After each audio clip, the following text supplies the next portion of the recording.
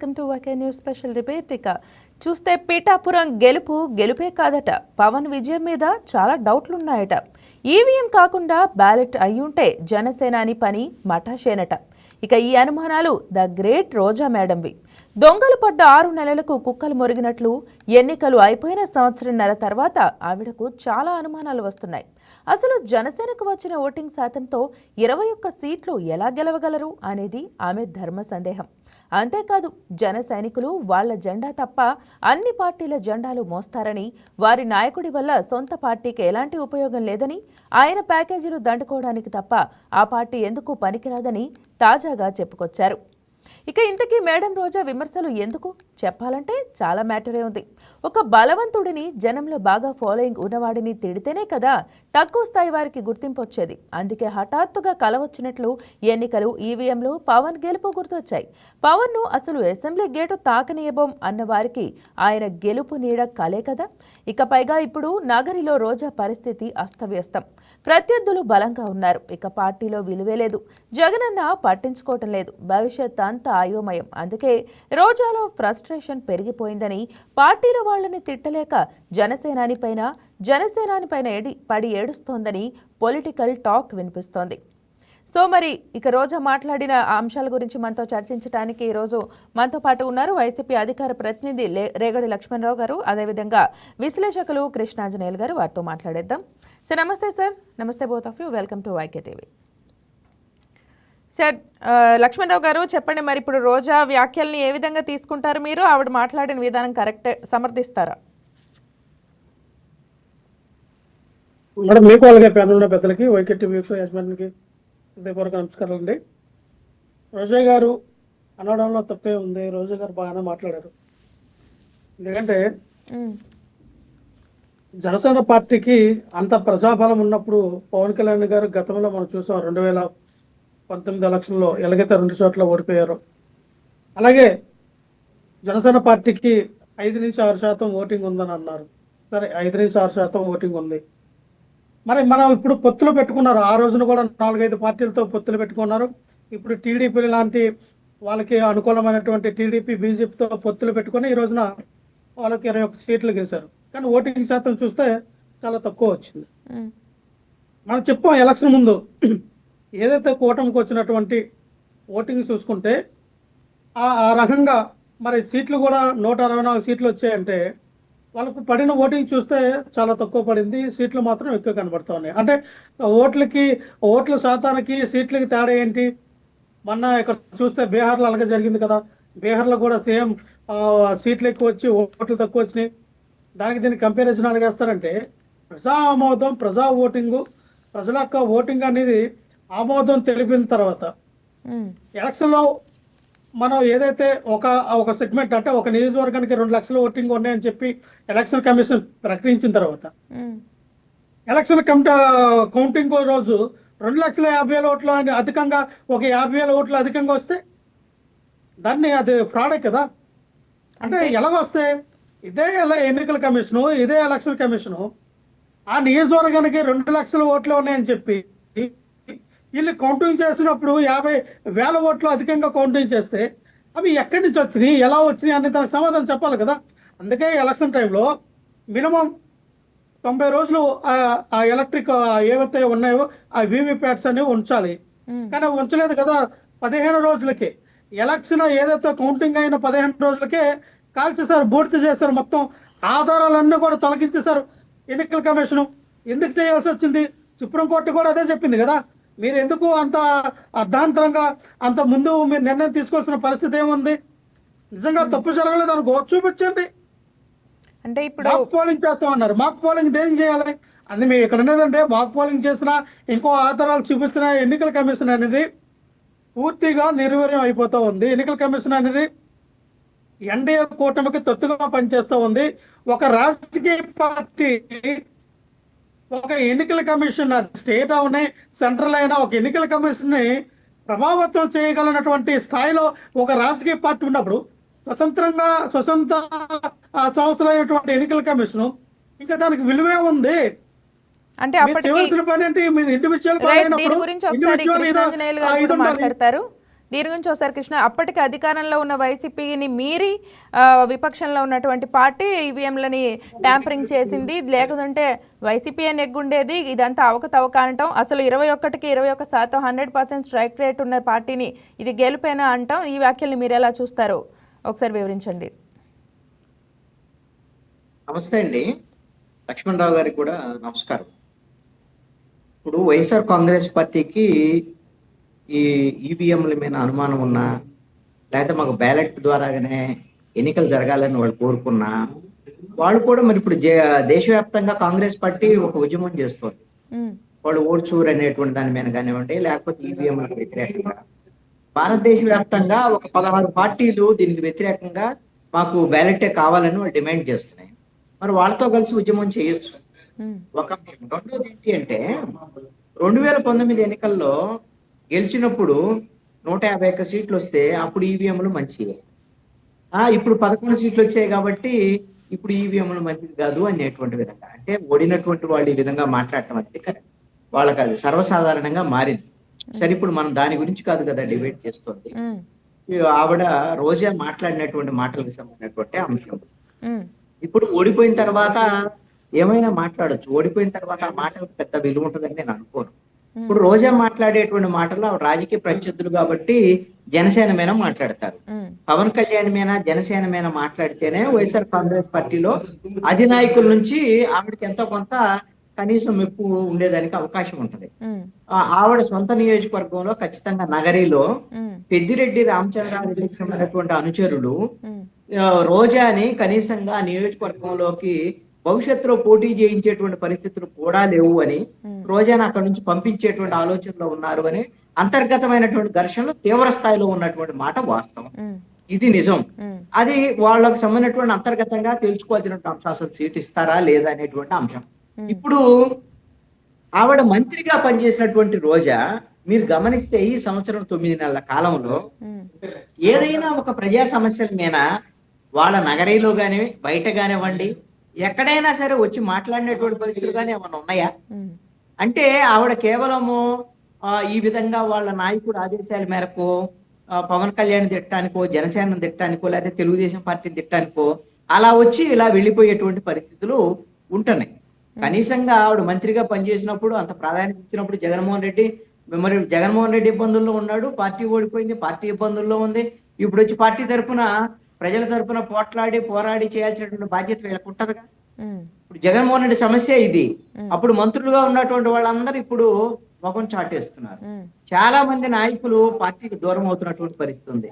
చాలా మంది నాయకులు జనసేన టీడీపీలో చేరినటువంటి పరిస్థితి ఎన్నికలకు ముందు, ఇప్పుడు కూడా వెళ్ళిపోతున్నారు. ఈ నేపథ్యంలో ఇప్పుడు పార్టీలో తాము కూడా ఉన్నామని ఒక ఉనికి ప్రదర్శించుకోవటానికి రోజా చేసినటువంటి వ్యాఖ్యల కిందనే ఇవి చూడాల్సి ఉంటుంది. ఒకటి ఏంటంటే పవన్ కళ్యాణ్ మీద ఎందుకు వ్యాఖ్యలు చేశారంటే, మొన్న పవన్ కళ్యాణ్ ఆయన వైఎస్ఆర్ కాంగ్రెస్ పార్టీ మీద తీవ్రమైనటువంటి వ్యాఖ్యలు చేసిన నేపథ్యంలో జగన్మోహన్ రెడ్డి కూడా అందరిని ఆదేశించాడు, పవన్ కళ్యాణ్ మీద మాట్లాడాలి, మాట్లాడకపోతే డ్యామేజ్ అవుతుంది మనకు అనేటువంటి విధంగా ఆయన ఆదేశాల మేరకు వీళ్ళందరూ మాట్లాడేటువంటి పరిస్థితి అయితే ఉంది. మొన్న ఎన్నికల్లో అయితే పవన్ కళ్యాణ్కి వ్యతిరేకంగా, జనసేనకు వ్యతిరేకంగా వీళ్ళు మాట్లాడినటువంటి మాటలు వైఎస్ఆర్ కాంగ్రెస్ పార్టీకి బాగా నష్టం కలిగించాయి. దాంట్లో ఎటువంటి సందేహం లేదు. అందుకనే వీళ్ళు 151 నుంచి 175 పోవాలనుకుంటే 11 సీట్లకు పరిమితమైనటువంటి పరిస్థితి. ఇప్పుడు చెప్తున్నారు కదా, వీళ్ళు ఏముంది ఎన్ని గెలిచారు, 11 ఎలా గెలిచారని ఇందాక లక్ష్మణరావు గారు అంటున్నారు కదా. ఒకటి, అసలు 2024 ఎన్నికల మొత్తం కూడా పవన్ కళ్యాణ్ కేంద్రంగా జరిగాయి. పవన్ కళ్యాణ్ ఒక సెంటర్ పాయింట్ గా కూటమి పార్టీలకు అన్నిటికి కూడా పవన్ కళ్యాణ్ కేంద్రంగా జరిగినటువంటి ఎన్నికల్లో 164 సీట్లు కూటమికి రావడానికి కారణం పవన్ కళ్యాణే. పవన్ కళ్యాణ్ 21 వాళ్ళు పోటీ చేస్తే 21 గెలిచారు, వాళ్ళు ఎంపీలు పోటీ చేసినవి గెలిచారు. మరి రోజా ఆ రోజు ఏమన్నారు, అసెంబ్లీ గేట్ తాకలేరా అని వీళ్ళు మాటలు మాట్లాడారు, పవన్ కళ్యాణ్ చేతంలో చూపించాడు. మరి అలాంటప్పుడు ఎవరు గొప్ప? ఈ రోజు గెలిచిన వాళ్ళే గొప్ప. రేపు పొద్దున్న జనసేన ఓడిపోయింది అనుకో, వైఎస్ఆర్ కాంగ్రెస్ పార్టీ గెలిచింది అనుకో, ప్రజలు మీకు అవకాశం ఇచ్చారని అనుకోవాలి. కాబట్టి ప్రజలు ఇప్పుడు ఇచ్చినటువంటి తీర్పుకు అనుగుణంగా ఎందుకు ఇలాంటి తీర్పు వచ్చింది, ప్రజలు ఎందుకు తమను తిరస్కరించారు, 11 సీట్లకు ఎందుకు పరిమితం చేశారు, ప్రతిపక్ష హోదా కూడా ఎందుకు ఇవ్వలేదు అనేటువంటిది నిజంగా సమీక్ష చేసుకొని వైఎస్ఆర్ కాంగ్రెస్ పార్టీ ప్రజల్లోకి వెళ్ళి ప్రజల తరపున మాట్లాడటం, పోట్లాడటం, అసెంబ్లీకి వెళ్ళటం ఇలాంటి ప్రయత్నాలు చేస్తే బాగుంటది తప్ప అప్పుడప్పుడు విజిటింగ్ పొలిటీషియన్స్ లాగా బయటకు వచ్చి ఏదో ఒక రాజకీయ ప్రత్యర్థులను తిట్టేసి మళ్ళీ జబర్దస్త్ షూటింగులకో ఇతర షూటింగులకో వెళ్ళిపోయేటువంటి సంప్రదాయం మంచిది కాదు ఇది. రైట్, ఒకసారి రాజకీయాల్లో ఇప్పుడు పవన్ కళ్యాణ్ కూడా గతంలో పూర్తి స్థాయి రాజకీయాలు చేయనప్పుడు ఆయన ఫెయిల్ అయినటువంటి పరిస్థితులు ఉన్నాయి 2019 ఎన్నికల్లో. 2019 నుంచి 24 వరకు ఎంతో కొంత ప్రజల్లో ఉండేటువంటి ప్రయత్నం అయితే చేశారు. వైసీపీ మీద ఉన్నటువంటి వ్యతిరేకత ఉపయోగించుకున్నారు. ఇప్పుడు అలాంటి ప్రయత్నము వైఎస్ఆర్ కాంగ్రెస్ పార్టీ చేయాలి కదా, ప్రజల్లో ఉండాలి కదా. ఇప్పటి వరకు జగన్మోహన్ రెడ్డి అదుగో ఇదిగో అంటున్నారు కానీ జగన్మోహన్ రెడ్డి బయటికి రావట్లా, వీళ్ళు బయటికి రావట్లేదు, సీజనల్ పొలిటీషియన్స్ లాగా వ్యవహరిస్తున్నారు. కాబట్టి రోజా చేసినటువంటి వ్యాఖ్యల్ని బహుశా జన సైనికులు వాళ్ళు మాట్లాడతారేమో కానీ పవన్ కళ్యాణ్ ఆ స్థాయిలో రెస్పాండ్ అయ్యేటువంటి అవకాశం కూడా ఉండకపోవచ్చు అని నేను అనుకుంటున్నాను. రైట్. అయితే లక్ష్మణరావు గారు, ప్రజలు ఇచ్చిన తీర్పుని స్వీకరించకుండా, తప్పు ఎక్కడ జరిగిందో సరిచూసుకోకుండా, ప్రజల పక్షాన పోరాడకుండా ఇలా వ్యక్తిగత దూషణలు చేయటం అనేది తిరిగి మళ్ళీ పార్టీకే నష్టం జరుగుతుంది అని భావించవచ్చు కదా. ఆ మాత్రం అర్థం అవటం లేదా ప్రజాప్రతినిధులకి? మా దేనికి ఓడిపోయాం, ఎందుకు ఓడిపోయాం అనేది ఖచ్చితంగా సమీక్షలు అనేది జరుగుతున్నాయి, చేసుకుంటాం. మా పార్టీ ఖచ్చితంగా సమీక్షలు అనేవి ఖచ్చితంగా జరుగుతాయి. ఇక్కడ నేనేమంటాం అంటే, పవన్ కళ్యాణ్ లాంటి వ్యక్తి ఎన్ని అబద్ధాలు ఆడి, చంద్రబాబు నాయుడు మొన్నటి వరకు అనుకున్నాం అబద్ధాలకి, ఫేక్ ప్రాపగండకి ఒక దిక్సూసి, ఒక బ్రాండ్ అంబాసిడర్ ఎవరైనా ఉన్నారంటే చంద్రబాబు నాయుడు అని చెప్తారు ప్రపంచవ్యాప్తంగా. దానికి మించి చంద్రబాబు నాయుడు గారికి మించి నేను చంద్రబాబు నాయుడు గారిని బీట్అవుట్ చేయాలి, ఆయనలాగా నేను సీఎం అవ్వకపోయినా, ఆయనలాగా 4 సార్లు సీఎం అవ్వకపోయినా కనీసం ఈ అబద్ధాలు ఆడటంలోనైనా నేను నంబర్ 1గా ఉండాలని మరి పవన్ కళ్యాణ్ గారు చాలా ఫేక్ వాగ్దానాలు చెప్పారు ఎలక్షన్లో. నన్ను నమ్మే ఓట్లేయండి, మీకు అన్ని కూడా జగన్మోహన్ రెడ్డి గారు ఇచ్చిన సంక్షేమం కన్నా, ఇచ్చిన నవరత్నాల కన్నా, చేసిన డెవలప్మెంట్ కన్నా నేను బాగా చేపిస్తాను, నేను దగ్గరుండి అని అన్నారు. నేను అదే చెప్తా ఉన్నా, ఇదే పవన్ కళ్యాణ్ గారు అధికారంలోకి వచ్చినటువంటి తరుణంలో మీరు ఒక ఉప ముఖ్యమంత్రిగా ఒక బాధ్యత తీసుకున్నారు, 5 శాఖలకి మంత్రిగా ఉన్న ఈ తరుణంలో మీరు ఏ శాఖకి న్యాయం చేశారు? మీరు ఉప ముఖ్యమంత్రిగా ఈ రాష్ట్రంలో మీరు అన్నారు 30,000 మంది అమ్మాయిలు హ్యూమన్ ట్రాఫికింగ్ గురయ్యారు, వాళ్ళందరిని కూడా నేను తీసుకొస్తాను, వాళ్ళందరికీ కూడా వాలంటీర్ల దగ్గరుండి అసాంఘిక శక్తులకి అమ్మేశారు, తీసుకెళ్లే పేరు మార్చారు అని మాట్లాడారు. మరి ఇది పవన్ కళ్యాణ్ గారు వచ్చిన తర్వాత ఒకళ్ళైనా ఎందుకు రిటర్న్ చేయించలేకపోయారు ఈ 2 సంవత్సరాల కాలంలో? ఎందుకు వాళ్ళని రీబ్యాక్ చేయలేకపోయారు? దానికి సమాధానం చెప్పాలి. రైట్. ఇదే ప్రశ్న అడుగుతున్న రోజా గారు పర్యాటక శాఖ మంత్రిగా ఉన్నప్పుడు పర్యాటక రంగం పరంగా ఆంధ్రప్రదేశ్లో ఎటువంటి అభివృద్ధి జరిగింది? మీ దగ్గర ఏమైనా స్టాట్స్ ఉన్నాయా? ఖచ్చితంగా పర్యాటక కేంద్రం పరంగా ఏదైతే టూరిజం శాఖలో ఉన్నటువంటి రోజా గారు పర్యాటక శాఖ మంత్రిగా ఫారెస్ట్ డిపార్ట్మెంట్లో తీసుకున్నటువంటి చర్యలు ఏవైతే ఉన్నాయో మాకు చూసాం. ఎగ్జాంపుల్ ఋషికొండలో కట్టినటువంటి భవనాలు, ఋషికొండ మీద కట్టినటువంటి వెంకటేశ్వర స్వామి గుడి వినాలమ్మా. విశాఖపట్నంలో మీరు ఒకటి కట్టినటువంటి ఏవైతే ఆ యొక్క భవనాలు ఏమో ఉన్నాయో దాని గురించే మాట్లాడుతున్నారు. బ్రహ్మాండమైనటువంటి వెంకటేశ్వర స్వామి గుడి కట్టారు జగన్మోహన్ రెడ్డి గారు. సుమారు 200, 300, 500 కోట్లు పెట్టి కట్టారు. అక్కడ ఎక్కడైతే తిరుపతిలో ఎలాగైతే ఉంటుందో సేమ్ యాజ్ అలాగే నిర్మించారు. అదే కాక 2,500 దేవాలయాలు నిర్మించారు జగన్మోహన్ రెడ్డి. అంటే ఏదైతే నేను చెప్తా ఉన్నాను అంటే రోజా గారి యొక్క పనితీరు కానీ, రోజా గారు తీసుకున్నటువంటి శాఖ 100% ఆవిడ ఫుల్ఫిల్ చేశారు. ఆవిడ మీద ఇప్పుడు ఎన్నో ఆరోపణలు తీసుకొచ్చారు, ఆరోపణలు నిరూపణ చేయలేదు కదా. రోజా గారు నిజంగానే ఆవిడ ఎటువంటి ఇల్లీగల్ గానే ఏమైనా అవినీతి చేస్తుంటే ఈ పాటికి కూటమి ప్రభుత్వం వచ్చి 2 సంవత్సరాల్లో రోజా గారిని ఇరికించి లేదా ఏ కేసులో బనాయించి తీసుకెళ్లి అరెస్ట్ చేసి జైలు పెట్టేవారు కదా. ఇక్కడ అన్నిదేనంటమ్మా, పవన్ కళ్యాణ్ అంటే ఒక బాధ్యత గల వ్యక్తి ఈ రోజున తన సొంత పొలానికి కానీ లేదా తను నమ్ముకుని ఉన్నటువంటి వ్యక్తులకు కానీ, తన పార్టీలో పనిచేస్తున్న వ్యక్తులకు కానీ, తన ఎమ్మెల్యేలు కానీ, లేదంటే ఎవరైతే ఇందాక అన్నట్టుగా జనసేన పార్టీ ఎజెండా వాళ్ళు తప్ప మిగతా అన్ని ఎజెండాలు మోస్తారు జనసేన పార్టీలో ఉన్నటువంటి సైనికులు. పవన్ కళ్యాణ్ గారు గుడ్డుగా నూతులు దూకమ్మలా ఉన్నారు. కానీ దానివల్ల ఎవరికి నష్టం? పవన్ కళ్యాణ్ గారి నష్టము, ఆ పార్టీలో ఉన్న కార్యకర్తలకు నష్టము. మాదేం పోయింది? నెక్స్ట్ ఎలక్షన్కి కూటమి పరంగా వచ్చినా మహా అయితే మరొక 20 సీట్లలో మరొక 20 సీట్లు పెంచి వీళ్ళకేమైనా 40-50 సీట్లు ఇస్తారా? పవన్ కళ్యాణ్కి ఆ స్థాయిలో వీళ్ళకి 50 సీట్లు ఇచ్చి ప్రోత్సహించి పవన్ కళ్యాణ్ కిందసారి 21 గెలిచావు, ఇదిగో 50 ఇస్తాం, 50కి 50 గెలని చెప్పి చంద్రబాబు నాయుడు భుజం తట్టి ఏమైనా ఇది ప్రోత్సహిస్తాడా?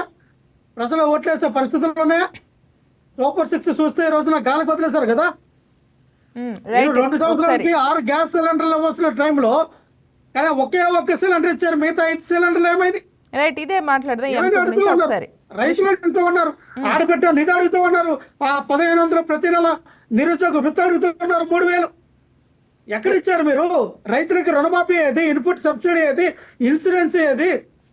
రైట్ కృష్ణాంజనేయులు గారు పోరాటం ఒకసారి చేస్తుంది. ఈ అంశాల గురించి చూస్తే రిషికొండ పైన బిల్డింగ్ కట్టాం అది పర్యాటకంగా అనేది వాళ్ళు అప్పుడు కట్టినప్పుడు ఎక్కడా ప్రకటించలేదు, అక్కడ నుంచి పరిపాలన జరుగుతుంది అనేది అప్పుడు వాళ్ళు వెల్లడించిన విషయం. అదేవిధంగా చూస్తే ఎటువంటి అవినీతి అనేది ఆడుదాం ఆంధ్ర ఎంత పెద్ద స్కామ్ జరిగింది అనేది తెలుసు, ఆధారాలు నిరూపితం అయ్యే వరకు ఈ ప్రభుత్వం ఎటువంటి చర్యలు తీసుకుంటుందో చూద్దాము. ఒకసారి లక్ష్మణరావు గారు చెప్పిన దాని గురించి ఒకసారి మీ విశ్లేషణ. ఇక్కడ రిషికొండ మీద ఆల్రెడీ హరిత రిసార్ట్స్ ఉన్నాయి. వాటి మొత్తాన్ని కూలగొట్టి ఆ రోజున సుమారు 400 కోట్లు పైగా ఖర్చు పెట్టి ఒక పెద్ద ప్యాలెస్ కట్టాడు జగన్మోహన్ రెడ్డి. అసలు ఆ ప్యాలెస్ ఎందుకు కట్టాడు, దాన్ని ఎందుకు ఉపయోగిస్తారు, దాన్ని అప్పుడు ఎవరికైనా చెప్పాడా జగన్మోహన్ రెడ్డి ముఖ్యమంత్రిగా ఉన్నప్పుడు? లేదు. అసలు ఆ ప్యాలెస్ కట్టడానికి కావాల్సినటువంటి ఎందుకు కడుతున్నారు ఏంటంటే అసలు దాన్ని చూడనిచ్చాడు ప్రజల్ని? హైకోర్టు ప్రత్యేకంగా ఒక ప్రత్యేకంగా కమిటీ వేసి వెళ్ళి చూడాలి అనేటువంటి దాని మీద, అనుమతించాలి అనే దాని మీద హైకోర్టు ఆదేశాలు ఇచ్చిన తర్వాత రిషికొండకి వెళ్ళి చూడాల్సినటువంటి పరిస్థితి వచ్చింది. ఎందుకు అంత ప్రజాధనాన్ని మీరు 100 కోట్లు ఖర్చు పెట్టి లోటు బడ్జెట్ లో ఉన్నప్పుడు ఉన్నటువంటి హరిత రిసార్ట్స్ ను కూలగొట్టి దాన్ని ఎందుకు కట్టాలి? అవసరమేంది? దీనికి కారణం ఏంటి అంటే ఇక్కడ నుంచి రాజధానిని విశాఖపట్నానికి మార్చాలని, విశాఖపట్నానికి ఆయన మారినప్పుడు తాను కుటుంబంతో సహా ఆ విధమైనటువంటి ఈయన కట్టుకున్నటువంటి ఆ ప్యాలెస్ లో ఉండాలి అనేటువంటిది ఆయన ప్రణాళికలు రూపొందించుకున్నారు. పోనీ మీరు గెలిచారా అంటే 25 సంవత్సరాలు నేనే అనుకొని ఇలాంటివన్నీ ఊహాజనితమైనటువంటి ప్రణాళికలు వేసి ప్రజాధనాన్ని మొత్తాన్ని కూడా ఆ విధంగా ప్యాలెస్ రూపంలో కట్టారు. ఇప్పుడు వైఎస్ఆర్ కాంగ్రెస్ పార్టీ ఏం చెప్తోంది? ఎస్, మేము కట్టిన ప్యాలెస్ ఉంది కదా, దాన్ని ఉపయోగించవచ్చు కదా అని చెప్తున్నారు. ఇప్పుడు దాన్ని ఉపయోగించాలంటే నెలకి 25 లక్షల నుంచి 30 లక్షలు మెయింటెనెన్సే అవుతుంది. అది ఇప్పుడు ఒక వైట్ ఎలిఫెంట్ లాగా ఉంది ప్రభుత్వానికి, దాన్ని మెయింటైన్ చేయటమే కష్టంగా ఉంది. దాన్ని ఎవరికైనా అద్దెకి ఇవ్వాల్సినటువంటి పరిస్థితి ఉందంటే అసలుకి ఆ విధంగా హోటల్స్ వాటికి వైబుల్ అయితే లేదనేటువంటి ఈ పరిస్థితి. మరి ఇది బ్లెండర్ మిస్టేక్ ఖచ్చితంగా. ఇలాంటి పనులు ఎవరైనా చేస్తారా? లోటు బడ్జెట్ లో ఉన్నటువంటి ప్రభుత్వానికి సంబంధించినటువంటి వాళ్ళు 400 కోట్లు ఖర్చు పెట్టి ఆ ప్యాలెస్ కట్టుకొని ఏం చేయాలో తెలియకుండా ఆ విధంగా పడేసి ఉంచితే అది ఖచ్చితంగా తప్పుడు నిర్ణయం కదా. తప్పుడు నిర్ణయాన్ని తప్పుడు అంటున్నారు. ఇప్పుడు ప్రభుత్వాన్ని కూడా నేనేమంటానంటే, మీరు ఇప్పుడు సంవత్సరం 9 నెలలైంది ప్రభుత్వం వచ్చి, ఇక దాన్ని జాప్యం చేసేటువంటి ఆలస్యం చేయకుండా త్వరితగతిన దాన్ని ప్రైవేట్ వాళ్ళకి ఇవ్వటము, లేదు అంటే కింద ఇంకా 9 ఎకరాలు స్థలం ఉంది దాని టూరిజానికి సంబంధించినటువంటి విషయం. దాని సిఆర్జెడ్ కి సంబంధించి ఒక 2 ఎకరాల్లో బిల్డింగ్లు కన్స్ట్రక్ట్ చేసేదానికి కూడా అక్కడ వెసులుబాటు ఉంది నిబంధనల ప్రకారంగా. ఆ విధంగా ఒక 150 నుంచి ఒక 200 గదులు నిర్మించి మొత్తంగా ఏమైనా హోటల్స్ కి ఇచ్చేటువంటి ఆలోచన మేము చేస్తున్నామని మొన్న కేబినెట్ సబ్ కమిటీ చెప్తున్నటువంటి మాట. ఇది ఏదైనా సరే త్వరితగతిన తేల్చాలి అనేటువంటి దాని మీద ఈ ప్రభుత్వానికి మిగతా పార్టీలు సూచన చేస్తున్నాయి. మరి అయితే పార్టీల మధ్య కూడా మరియు ఈ విధమైనటువంటి విషయంలో ఒక పొంతం లేనటువంటి విషయం బీజేపీ వాళ్ళ వైపు నుంచి ఒక వ్యతిరేక వాదన వచ్చింది. దీన్ని మీరు ప్రైవేట్ వాళ్ళకి ఎట్లా ఇస్తారు, ప్రైవేట్ వాళ్ళకి ఇవ్వద్దు, ఇది ప్రజలకు ఉపయోగపడేటువంటి విధంగా ఉండాలని విష్ణు కుమార్ రాజా అంటున్నారు. కాబట్టి ప్రభుత్వము ఈ కూటమిలో ఉండేటువంటి పార్టీలన్నీ మాట్లాడుకొని ప్యాలెస్ కు సంబంధించినటువంటి రిషికొండ ప్యాలెస్ విషయంలో ఒక నిర్ణయానికి రావాలి, త్వరితగతిన నిర్ణయం తీసుకోవాలి. రెండో అంశం ఏంటి అంటే, ఇప్పుడు లక్ష్మణరావు గారు ఏవైతే కొన్ని అంశాలను లేవనెత్తారు, ఏది సూపర్ 6 సూపర్ హిట్ అని కూటమి ప్రభుత్వం చెప్తాం. సూపర్ 6 లో ఇంకా ఇంప్లిమెంట్ కావాల్సినటువంటి విషయాలు ఉన్నాయి అనేటువంటిది లక్ష్మణరావు గారు చెప్తున్నటువంటి మాట. ఇప్పుడు సూపర్ 6 మేము మొత్తం ఇంప్లిమెంట్ చేసామనేటువంటిది ప్రభుత్వం కూడా చెప్పటానికి వీలు లేనటువంటి అంశం. ఎందుకు అంటే సూపర్ 6 ఆడిట్ లో 4 ఇంప్లిమెంట్ చేశారు. అంతవరకు ప్రభుత్వాన్ని అప్రిషియేట్ చేయొచ్చు. ఇప్పుడు వైఎస్ఆర్ కాంగ్రెస్ పార్టీకి మంచి పేరు ఉన్నటువంటి అంశం ఏదన్నా ఉంది అని అంటే సంక్షేమ పథకాల అమలుకు సంబంధించినటువంటి అంశం. ఉమ్, ఇప్పుడు అదే సంక్షేమ పథకాలు ఆగకుండా నిలుపుదల కాకుండా కొంత మెరుగ్గా తీసుకెళ్లేటువంటి ప్రయత్నం అయితే కుటుంబ ప్రభుత్వం చేస్తోందిగా. ఉమ్, ఇప్పుడు వాళ్ళు అమ్మఒడి పేరుతో కుటుంబానికి ఒక్కళ్ళకే ఇస్తే, వీళ్ళు తల్లి దీవెన పేరుతో ఎంతమంది ఉంటే పిల్లలకి అంతమందికి వీళ్ళు ఇచ్చినటువంటి హామీగా అనుగుణంగా ఇచ్చారుగా. ఉమ్, ఆ ప్రయత్నం అయితే జరిగిందిగా. ఉమ్, అదే విధంగా మొదటి సంవత్సరంలో వాళ్ళు ఏవైతే 4 సంవత్సరాలు వాళ్ళు ఇచ్చారు అన్నదాత సుఖీభావతో సంబంధించి కేంద్ర ప్రభుత్వంతో కలిపి 20,000 ఇస్తామని అన్నారు. ఎట్లా ఒకటి 13,500 ఎంతో ఇచ్చారు. ఉమ్, ఇప్పుడు ఈ ప్రభుత్వం మొదటి సంవత్సరం ఖరీఫ్ రబీ మిస్ అయినప్పటికీ కూడా ఇప్పుడు ఈ ఖరీఫ్ నుంచి ఆల్రెడీ కేంద్ర ప్రభుత్వం ఇస్తున్న దాంతో కలిపి 2 సార్లు 2 దఫాలు అన్నదాత సుఖీభావ ఇచ్చారు. ఉమ్, అది ప్రయత్నం అయితే మొదలైందిగా. దాంట్లో మనం తప్పు పట్టడానికి ఏం లేదుగా. చిన్న చిన్న ప్రాబ్లమ్స్ ఉండొచ్చు. ఇంప్లిమెంటేషన్ లో లోపాలు అనేటువంటిది సర్వసాధారణమైనటువంటి విషయాలు. లోపాలు ఉంటే ఎవరికైనా అందనటువంటి వాళ్ళు ఉంటే వాళ్ళు ఆయా సంబంధిత అధికారులను కలవటం, ఎమ్మెల్యేని కలవటం, ఆ సమస్యను అధిగమించేటువంటి ప్రయత్నం ఇది రైట్. నిరంతరంగా జరుగుతుంది. ఇప్పుడు ఈ అంశం వచ్చేసి ఏ ప్రభుత్వ పరంగా దిద్దుబాటు చర్యలు ఏమన్నా ఉన్నా కూడా ఒక ప్రతిపక్ష నేతగా విపక్ష నేతగా ప్రజల్లోకి వెళ్ళి పోరాడకుండా ఈ వ్యక్తిగత దూషణ అనేది కేవలం తన ఉనికిని కాపాడుకోవడానికి మాత్రమే అనేది ఇప్పుడు మనం మాట్లాడుకుంటున్న అంశం. ఒకసారి దీని గురించి లక్ష్మణరావు గారు చెప్పాలనుకుంటున్నారు, ఒకసారి చెప్పండి. మరి నేను అనేది ఏంటంటే ఉమ్, సంక్షేమం ఏదైతే రైతులకి భరోసా ఇచ్చారో 2 దఫాలు వేసాను అన్నారు సార్. ఇక్కడ 40,000 ఇవ్వాలి. కిందటి సంవత్సరం ఉంది, ఈ సంవత్సరం ఉంది కలిపి. ఇది 3వ సంవత్సరం కూడా ఇప్పుడు ఎంటర్ అయింది. అంటే 2 సంవత్సరాలకి 40,000 ఇవ్వాల్సింది 10,000 ఇచ్చారు ఇప్పుడు. అంటే 5,000 రిలీజ్ చేశారు.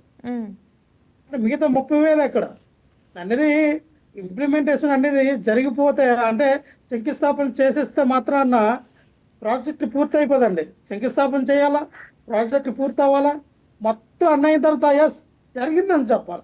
ఉమ్, ఏదో మనం ప్రారంభించాం ఇంకా అనుకుంటే ఎలా సార్? ఎస్ తల్లికి వందన పేరు చెప్పి వేసారు, ఎస్ అందరికి వేసారు కాదనట్టు. కానీ అందులో కూడా సుమారు 26 లక్షల మందికి డబ్బులు పడలేదు. సరే పడనో లేవని ఉన్నారంటే 7,000, 8,000, 10,000 అలా పని. అదే లెక్క సార్. నాకు అర్థం కావట్లే. ఇప్పుడు కూడా రిమైనింగ్ అమౌంట్ ఎవరి ఖాతాలో పడలేదు. 7,000, 8,000, 9,000 పట్టడం ఏంటి? మీరు ఒక వ్యక్తి 15,000 చొప్పున ఉన్నారు కదా, మరి అదే లెక్క అన్నా. రైట్. దాని గురించి వైసీపీ ఎమ్మెల్యేలు అసెంబ్లీకి ఎందుకు రావటం లేదు ఆ ప్రశ్న అడగటానికి లక్ష్మణరావు గారు చెప్పండి సమాధానం. ఇక్కడ అసెంబ్లీకి వచ్చి అడగాలని రూల్ ఏమి లేదు. ప్రజల్లోకి ఇప్పుడు మనం మాట్లాడుతున్న అంశం వైసీపీ నేతగా ఒక వైసీపీ లీడర్ గా రోజా మాట్లాడిన టాపిక్స్ గురించి మనం మాట్లాడుతున్నాం కదా. దాని గురించి ఒకసారి దీనికి ఎలాగది ఇది రిలవెంట్ అవుతుంది? నేనేమంటానంటే రోజా గారు ఏం మాట్లాడినా ఆవిడ ఫస్ట్ నుంచి కూడా పార్టీలో ఫైర్ బ్రాండ్ గా ఆవిడ కొన్ని ఇప్పుడు ఆవిడ భాషలో ఆవిడ పరభాషలో ఎప్పుడు మాట్లాడతారు. ఆవిడ ఏం మాట్లాడినా ఒక సంచేసన అవుతుంది. ఆవిడ మామూలు కన్నా అదే ఒక రకంగా, ఎందుకంటే ఇదే పవన్ కళ్యాణ్ గారు ఆ విధానం కరెక్టా కాదా అనేది ఇప్పుడు మనం అనుకుంటున్నాం కదా. ఇప్పుడు అలా ఉండటం వల్ల ఆవిడ ఓడిపోయారు అని అనుకోవచ్చా? అంటే నేను అనేది ఏంటంటే ఇప్పుడు ఒక విధానాన్ని కరెక్టా తప్పని కాదు మనం ఎలా చెప్పగలం. ఇప్పుడు మైసూర్ నేను అనేది ప్రజల తీర్పుని బట్టి ఇప్పుడు ఇదే పవన్ కళ్యాణ్ గారు డైమండ్ రాన్ అన్నారు. ఆయన విధానం తప్ప కరెక్టా తప్పనంటే ఆయన తెలియాలి. ఆయన స్టాండ్ తీసుకుని మాట్లాడేశాడు. ఒక పార్టీకి అధ్యక్షుడు ఒక స్త్రీని డైమండ్ రాన్ అన్నావు అంటే నీ ఇంట్లో ఆడపిల్లలు డైమండ్ రాన్ అంటే నువ్వు ఒప్పుకుంటావా? అంటే మీ ఇంట్లో డైమండ్ రాన్ లేరా? ఎలాగంటారు? రోజా గారిని ఎందుకన్నారు? ఎందుకు ఆ మాట అనవలసి వచ్చింది? అంటే రోజా గారు మిమ్మల్ని విమర్శించారండి, రోజా గారిని మీ గురించి మాట్లాడారని. ఒక డైమండ్ అండి రోజా, నువ్వు కూడా ఒక డైమండ్ రాన్ అని బిరుదు పెట్టావంటే మీ ఇంట్లో ఆడపిల్లలకి ఆ డైమండ్ రాన్ అంటే ఇవన్నీ కూడా తప్పు. ఇప్పుడు ఒక పార్టీకి ఒక బాధ్యత గల అధ్యక్షుడిగా ఉన్నప్పుడు నోరు అదుపులో పెట్టుకుని జాగ్రత్తగా మాట్లాడాలా. రోజా గారు one of the party leader. ఏమంటారు, అధ్యక్షురాలు కాదు మా పార్టీకి. రైట్. మరి అదే మా పార్టీకి అధ్యక్షురాలు కాదు కదా. నేనేమంటానంటే పవన్ కళ్యాణ్ అనే వ్యక్తి అదే మా నాయకుడు ఏమన్నారు, నువ్వు కార్పొరేట్కి ఎక్కువ ఎమ్మెల్యేకి తక్కువ ఎందుకన్నారంటే అందుకే చిన్నదానికి పెద్దానికి నువ్వు స్పందిస్తావు కాబట్టి, ఎవరు మాట్లాడి నువ్వు స్పందిస్తావు కాబట్టి నీ స్థాయి నువ్వే చెప్పుకుంటున్నావు. ఒక చిన్న కార్యకర్త అన్నా నీ స్పందించాలన్నప్పుడు అర్థం అంటే నీ స్థాయి ఏదో నువ్వు చెప్పుకున్నావు పవన్ కళ్యాణ్. ఎవరన్నట్లా దానికి ఒక విధానం ఉంటుంది. ఒక హుందాతనంగా వ్యవహరించు. 21 సీట్లు వచ్చి డిప్యూటీ సీఎం. ఎస్, ఒక హుందాగా ఉండాలి, హుందాతనం ఉండాలి. నీ పార్టీ నువ్వు డెవలప్ చేసుకో, నీ పార్టీ నువ్వు ఆ, ఏం చేస్తావు చేసుకో. దాన్ని మేమేమో అన్నావు, కలుపుతావా, పొత్తు పెట్టుకుంటావు, నిలుపుతావా, లేదంటే మానేస్తావా, లేదంటే అన్న పార్టీ పెట్టాడు కాబట్టి ఏ రకంగా అన్న తీసుకెళ్లి కాంగ్రెస్ పార్టీలో కలిపిస్తారో మీరు కూడా తీసుకెళ్లి బీజేపీలో కలుపుతారా, టీడీపీలో కలుపుతారా, అది మీ వ్యక్తిగత విషయం. మిమ్మల్ని నమ్ముకున్న వాళ్ళు ఏమైపోతారు అన్నది అవన్నీ గతంలో ఆలోచించలేదు, ఇప్పుడు కూడా మీరు ఆలోచించరు. ఎలాగంటే అండి ప్రవచనాలు ఒక్క మాట అమ్మా, పవన్ కళ్యాణ్ గారి ప్రవచనాలు ఎలాగుంటాయంటే సాగంట వారి కన్నా గొరకపాటు గారి కన్నా ఈయన ప్రవచనాలు పవన ప్రవచనాలు ఎక్కువగా ఉంటాయి. ఎలాగంటే జనసేన పార్టీలో ఎవరు కూడా మాకు డబ్బులు ఉన్న వాళ్ళు వద్దు, దమ్ము ధైర్యం ఉన్న వాళ్ళు కావాలంటారు. అరే దమ్ము ధైర్యం ఉన్న వాళ్ళేమో వాళ్ళకి పదవులు ఉండవు, వాళ్ళకి నామినేటెడ్ పోస్టులు ఉండవు. ఏమంటే నీ దగ్గర డబ్బు లేదు, నీ దగ్గర కారు లేదు, నువ్వు తిరగలేవు అని. మళ్ళీ పైకి సూక్తులని చెప్తారు, జనసేన పార్టీకి డబ్బులు ఉన్న వాళ్ళు వద్దు, దమ్ము ధైర్యం కావాలి. రబ్బర్ చెప్పులు వేసుకున్నాడు రాజకీయం చేస్తాడు. చెట్టి వేసుకోపోయినా, నెక్కర్ వేసుకోపోయినా, జబ్బా వేసుకోపోయినా, ప్యాంట్ వేసుకోపోయినా ఆడ ఎమ్మెల్యే అయిపోతాడు. నువ్వే చెప్పావు.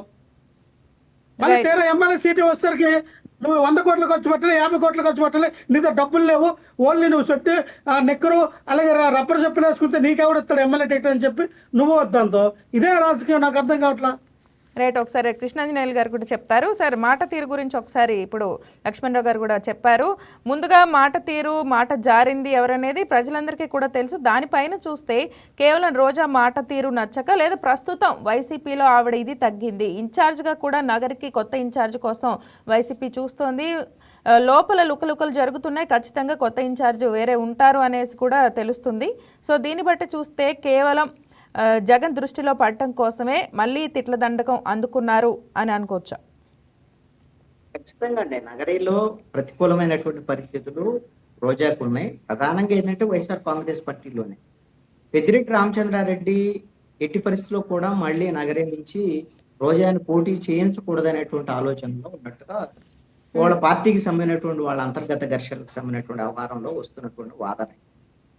ఎందుకు అని అంటే నాకు తెలిసి అయితే ఉమ్మడి చిత్తూరు జిల్లా, కొంత రాయలసీమలో ఒక భాగము పెద్దిరెడ్డి రామచంద్రారెడ్డి ఆయన నిర్ణయాల మేరకే వైఎస్ఆర్ కాంగ్రెస్ పార్టీ నడుస్తుంది అనటంలో ఎటువంటి సందేహం లేదు. ఇప్పుడు మాజీ ఉప ముఖ్యమంత్రి డిప్యూటీ సీఎం నారాయణ స్వామి వాళ్ళకి సంబంధించినటువంటి విషయంలో కూడా పెద్దిరెడ్డి రామచంద్రారెడ్డి వాళ్ళు వ్యవహారం చేయడం ఇవన్నీ కూడా చూస్తున్నాం. ఈ నేపథ్యంలో ఖచ్చితంగా ఉనికి కోసము ఇలాంటి ప్రయత్నాల్లో భాగంగా రాజకీయ పార్టీల వాళ్ళు మాట్లాడతారు. రోజా కూడా అందుకనే మాట్లాడుతున్నారని నేను అనుకుంటున్నాను.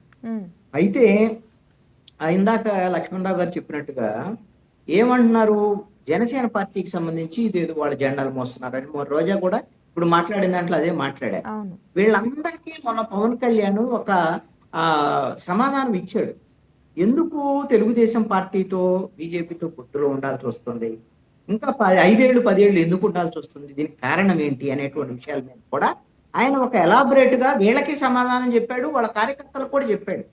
వాళ్ళ కార్యకర్తలకు లేనటువంటి సమస్య వీళ్ళకి ఎందుకు, వాళ్ళ కార్యకర్తలకు ఆయన స్పష్టంగా చెప్పింది ఏంటి, మాకేమి జగన్మోహన్ రెడ్డి లాగా లక్షల కోట్లు అక్రమంగా సంపాదించిన డబ్బులు లేవు, మేము 1-2 ఏళ్లలోనో ఒక ఎన్నికలకు అధికారంలోకి రాగలిగిన శక్తి సామర్థ్యాలు జనసేనకు లేవు, ఇది లాంగ్ టర్మ్ పాలిటిక్స్ లో మాత్రమే జనసేన సక్సెస్ అయింది, ఈ రాష్ట్రాన్ని పరిపాలించాలన్నా సాధ్యం అవ్వాలి అంటే అలాగా ఎదగాల్సిందే అనేటువంటి విషయాన్ని చెప్పారు.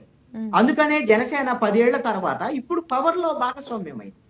ఇప్పుడు పవన్ కళ్యాణ్ చెప్పింది అది. ఇప్పుడు ముఖ్యమంత్రి కావాలంటే ఎట్లా అవుతారు, సాధ్యమయ్యే పని కాదు. అందుకోసమని తెలుగుదేశం బీజేపీతో కలిసి ముందుకెళ్తున్నారు. ఇప్పుడు 100% స్ట్రైకింగ్ రేట్ వచ్చింది, రేపు పొద్దున కొద్ది సీట్లు పెంచుకోవచ్చు, ఆ తర్వాత ఒక దశ వస్తే పవన్ కళ్యాణ్ ముఖ్యమంత్రి అయ్యేటువంటి స్థాయి కూడా రావచ్చు. అప్పటి వరకు ఆ విధంగా దశల వారీగా ఎదగటం తప్ప వేరే మార్గం లేదు అనేటువంటి విషయాన్ని నిజాయితీగా పవన్ కళ్యాణ్ అంగీకరించాడు. ఉన్నటువంటి ఆప్షన్ అది. 2019లో ఒక ప్రయత్నం చేశాడు పవన్ కళ్యాణ్, ఎవరితో సంబంధం లేకుండా కమ్యూనిస్టుల్ని బీఎస్పీని వాళ్ళని కలుపుకొని వెళ్తే ఏమైంది, ఆయన కూడా ఓడిపోయినటువంటి పరిస్థితి ఉంది. ఇది ప్రాక్టికల్ గా ఉన్న ప్రాబ్లం. ఇది ఎక్స్పీరియన్స్ చేశాడు. చేసిన తర్వాత ఇప్పుడు అందరితో కలిసి ముందుకెళ్లేటువంటి ఆలోచనతో ముందుకెళ్తున్నాడు. అది వాళ్ళ పొలిటికల్ స్ట్రాటజీ. అది దానికి వైఎస్ఆర్ కాంగ్రెస్ పార్టీ వాళ్ళు జన సైనికులను తాకట్టు పెడుతున్నారని, లేకపోతే వాళ్ళ జెండాలు మోస్తున్నారని, ఇప్పుడు కూటమి అన్న తర్వాత తెలుగుదేశం వాళ్ళు జనసేన జెండా మోస్తారు, జనసేన వాళ్ళు తెలుగుదేశం జెండా మోస్తారు. కూటమి ముగ్గురు కలిసినప్పుడు ఎన్నికల ప్రచారంలో సహజంగా జరిగింది కదా అది. వీళ్ళే వాళ్ళ జెండా మోస్తున్నారని ఎందుకు అనుకోవాలి? అందుకని ఇది ఈ రాజకీయ విమర్శల వల్ల పెద్ద ప్రయోజనం ఉండదు. పవన్ కళ్యాణ్ క్లారిటీ ఇచ్చారు. రెండవ విషయం ఏంటంటే, ఇందాక లక్ష్మణరావు గారు చెప్పారు, ఇప్పుడు ఈ సంవత్సరము 3వ సంవత్సరం వస్తుంది వ్యవసాయానికి సంబంధించినటువంటి విషయంలో చెప్పారు. ఇది సాంకేతికంగా తప్పు ఆయన ఆలోచన. అది నేను అందుకని ఒకసారి చెప్తాను. ప్రతి సంవత్సరం కూడా ఖరీఫ్ రబీ సీజన్లో 2 సీజన్లు మాత్రం ఉంటాయి. ఈ ఖరీఫ్ రబీ అనేది ఫస్ట్ సంవత్సరంలో ఏదైతే అన్నదాత సుఖీబావుకు సంబంధించి ఎవరికి ఏమీ ఇవ్వలేదు, ఫస్ట్ సంవత్సరం ఇవ్వాల, ఆ మాట వాస్తవం. ఇప్పుడు ఈ సంవత్సరానికి సంబంధించి రబీ సీజన్ కి ఆల్రెడీ ఇచ్చారు. అది ఖరీఫ్ సీజన్ కి రబీ సీజన్ స్టార్ట్ కాబోతుంది. రెండోసారి కూడా రెండో విడత కూడా ఇచ్చారు.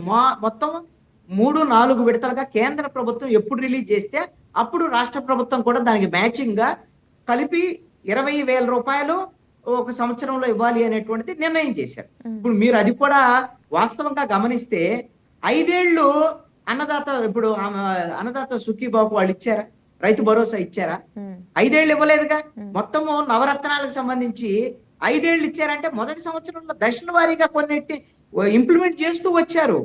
అంతే తప్ప 5 ఏళ్లకి మేము లెక్కేసి అట్లా ఇవ్వటం అనేది ప్రాక్టికల్ గా సాధ్యమయ్యే పని కాదు. మొదటి సంవత్సరం 2024లో అధికారంలోకి వచ్చారు. జూన్లో అధికారంలోకి వచ్చారు. జూన్లో అధికారంలోకి వచ్చిన తర్వాత ఖజానా ఖాళీ ఉంది. ఉన్నటువంటి పరిస్థితుల్లో వాళ్ళు పెన్షన్ అయితే పెంచగలిగారు. ఆ పెన్షన్ పెంచిన తర్వాత ఉన్నటువంటి దాన్ని 1 by 1 ఇంప్లిమెంట్ చేసుకుంటూ వస్తున్నటువంటి పరిస్థితి ఉంది. ఇప్పుడు రెండో సంవత్సరం వచ్చాకల్లా మెజారిటీ ఒక 4 స్కీములు ఇంప్లిమెంట్ చేసే ప్రయత్నం చేస్తుండగా ఇంకా 2 ఇంప్లిమెంట్ చేయాలి. వాటిని కూడా ఇంప్లిమెంట్ చేయమని అడుగుదాం. మీతో పాటు అందరూ అడుగుతున్నారు. ఇప్పుడు మీకు వచ్చే ప్రశ్న ఏంటంటే, రోజా అడిగినా లేదా జగన్మోహన్ రెడ్డి అని వీళ్ళందరూ అసెంబ్లీకి రావాలి. అసెంబ్లీకి ఎందుకు అని అంటున్నాడు లక్ష్మణరావు గారు. మీరు అసెంబ్లీకి ఎందుకు అనుకుంటే మీ రాజకీయ పార్టీ ఎందుకు, ఇంకా మీకు ఎమ్మెల్యేలకు పోటీ చేయటం దేనికి, ఎంపీలకు పోటీ చేయటం దేనికి? ఇక సిపిఎం సిపిఐ లాగా ధర్నాలు చేసుకుంటారు. అది కూడా చేయలేదు. కాదు, మీరు అసెంబ్లీకి పోకుండా ప్రజలతో ధర్నాలు చేయకుండా ఏమి చేయకుండా దానికి ఎందుకు మీకు రాజకీయ పార్టీ? సిపిఎం సిపిఐ ఉన్నాయం కదా, వైఎస్ఆర్ కాంగ్రెస్ పార్టీ కన్నా. చెప్పండి లక్ష్మణరావు గారు. సార్, నేను అనేది ఏంటంటే, మీరు తప్పు అంటారు. నేను అనేది ఏంటంటే, అసెంబ్లీకి అంటే ఎందుకు రావాలి, ఎందుకు అని అలా అసెంబ్లీ అనేది అసెంబ్లీకి వచ్చే ప్రశ్నించాలంటే అసెంబ్లీకి వచ్చినా ప్రశ్నించాలా, అసెంబ్లీలోనే అడగాలా అని నేను అన్నాను. దాన్ని మీరు వ్యతిరేకంగా వేరే రంగా మాట్లాడుతాం. రైట్, ఇది ఒకసారి చెప్పండి లక్ష్మణరావు గారు. ఇది ఇన్ఛార్జ్ గా రోజాకి మీద కొనసాగబోరు అనేది జగన్మోహన్ రెడ్డికి రోజా పట్ల ఉన్న అసంతృప్తి కారణంగా చూడొచ్చా?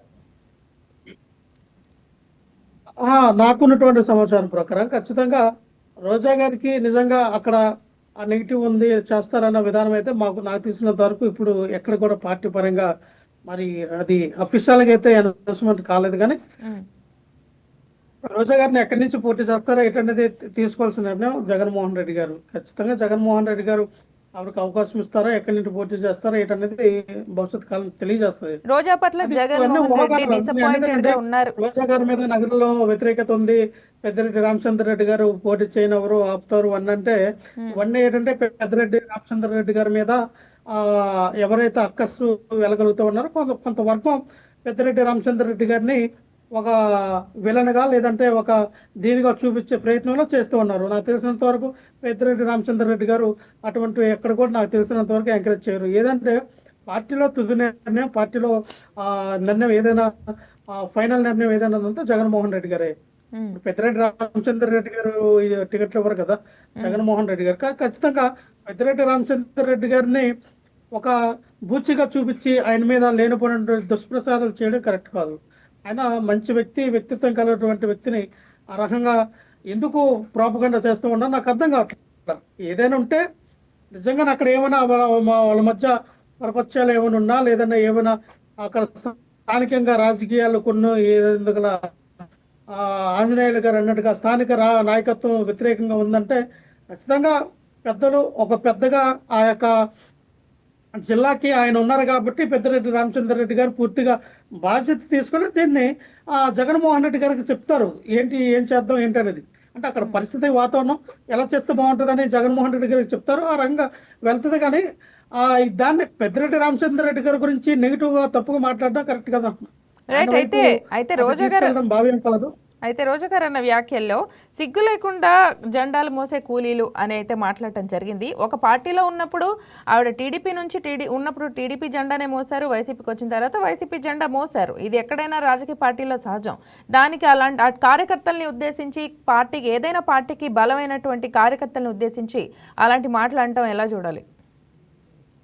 ఇదే బలమైన క్యాండిడేట్లు, ఇదే బలమైన కార్యకర్తలు, ఇదే పార్టీకి పనిచేసినటువంటి జన సైనికులు రోజా గారి గురించి మన సోషల్ మీడియాలో చూస్తే అసభ్యకరమైనటువంటి పదజాలంతో పోస్టులు పెడుతూ ఉంటారు, మాట్లాడుతూ ఉంటారు. తప్పే ఉంది. ఇప్పుడు ఆవిడ ప్రతి ఒక్క కార్యకర్తకి పలానా కార్యకర్త ఈ పోస్ట్ పెట్టాడు, ఈ కార్యకర్త ఇలా మాట్లాడాడని సమాధానం చెప్పరు కదా. రాజకీయాల్లో విమర్శలు సర్వసాధారణం. ఖచ్చితంగా విమర్శలు ఉంటాయి, విమర్శలకు ప్రతి విమర్శలు ఉంటాయి. ఇప్పుడు పవన్ కళ్యాణ్ గారు ఆ విమర్శలు చేసినందుకు కదా. ఒక వ్యక్తి మీద మనం మాట్లాడేటప్పుడు దాన్ని ఇది రాజకీయం చేయకూడదు అన్నప్పుడు ఒక విధానం ఉంటది, రాజకీయం చేయాలన్నప్పుడు చిన్నదైనా సరే గొడ్డలంతా మనం చూపిస్తాం.